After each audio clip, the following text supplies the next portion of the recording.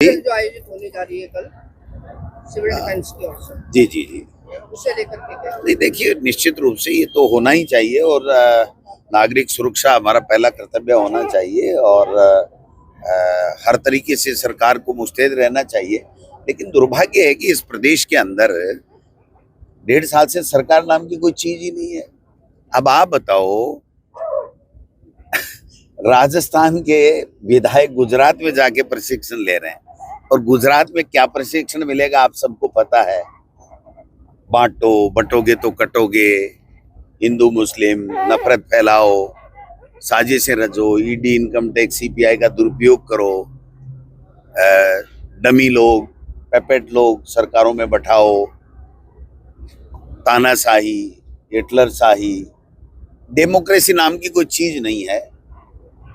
तो मैं समझता हूँ क्या ये प्रशिक्षण लेने के लिए राजस्थान के लोगों को वहां जाना चाहिए।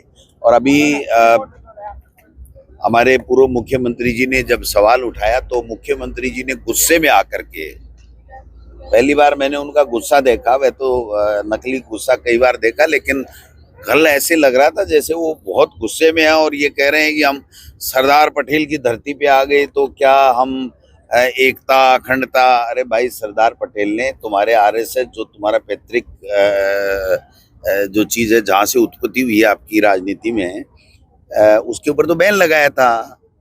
तो सरदार पटेल की धरती पे जाकर के जो निर्वाचित नहीं होते हैं और फिर भी आरएसएस के लोग सत्ता पे काबिज रहते हैं, क्या इस नीति को छोड़ोगे? वहां वो तो और ज्यादा मजबूत होगी।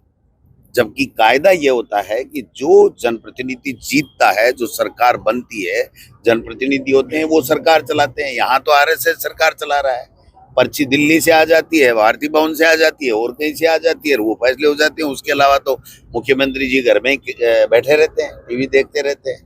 तो एक मुख्यमंत्री को इतनी फुर्सत मिल गई क्या कि महीने में 5 दिन देवदर्शन यात्रा पे जाए और बिजली, पानी, सड़क, चिकित्सा, इसकी कोई बात नहीं करे, लॉ एंड ऑर्डर की कोई बात नहीं करे। आज माता बहनों के साथ में किस प्रकार से बलात्कार हो रहे हैं, गर्मियों पे पीने का पानी नहीं है, लॉ एंड ऑर्डर बिगड़ा हुआ है। ये सारी चीजें एक मुख्यमंत्री को देखना चाहिए। मंत्री तो बिल्कुल ही डमी हो गए, उनको तो पता ही नहीं है हमारे अधिकार क्या है और हमको क्या करना चाहिए। वो तो अनर्गल बयानबाजी के अलावा कुछ कर ही नहीं पा रहे। आपने देखा कि बजट के बाद में कोई मंत्री जाकर के जिलों के अंदर बजट की जो घोषणाएं हैं उसकी पालना के लिए कोई समीक्षा बैठक कर रहा हो, कोई निर्देश दे रहा हो, कोई आईएएस जो सेक्रेटरी जिलों के इंचार्ज हैं वो कहीं जा रहे हो, महामहिम राज्यपाल महोदय घूम रहे हैं पूछते हुए कि मोदी जी की योजनाओं का क्या हुआ, मोदी जी की योजनाओं का क्या हुआ। तो मैं समझता हूँ कि ये सारा का सारा जो है वो उनको इस तरीके से वहां जाकर के और ये नोटंकी करने की आवश्यकता नहीं है। वहां पर यही पढ़ाया जाएगा कि नफरत फैलाओ, यही प्रशिक्षण दिया जाएगा कि बांटो, हिंदू मुस्लिम करो और राज पे कैसे कब्जा रखना है। उनको सेवा से लेना देना नहीं है। यही बात मैं कहना सर,